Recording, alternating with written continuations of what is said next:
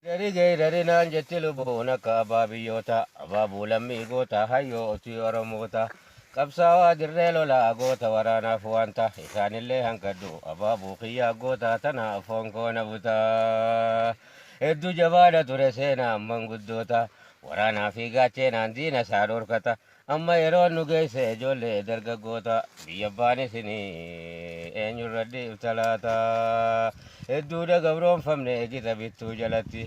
ilmaan oromoodhaa biyyuma abbaa keenya irratti seeraa fi seera dhabne faffacaane eegganatti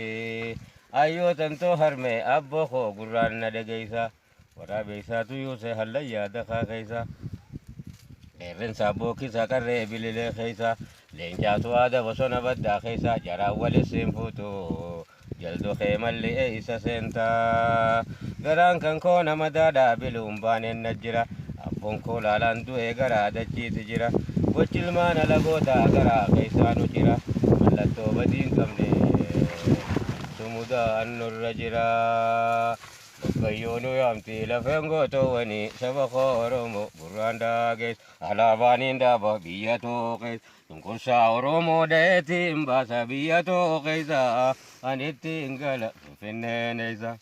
daandii dhiigaan dhuftee diinaaf hin lakkisu gabrummaa saba koo obseettiin callisu wabii biraan qabuu kan nu bilisoomsu oromoodhaan qabaa ka diina daareessu bakkayyuu nu yaamti lafeen gootoowwanii saba koo oromoo gurraan daagees alaabaaniin dhaaba biyya tookees cunqursaa oromoo da'eetiin baasa biyya tookeessa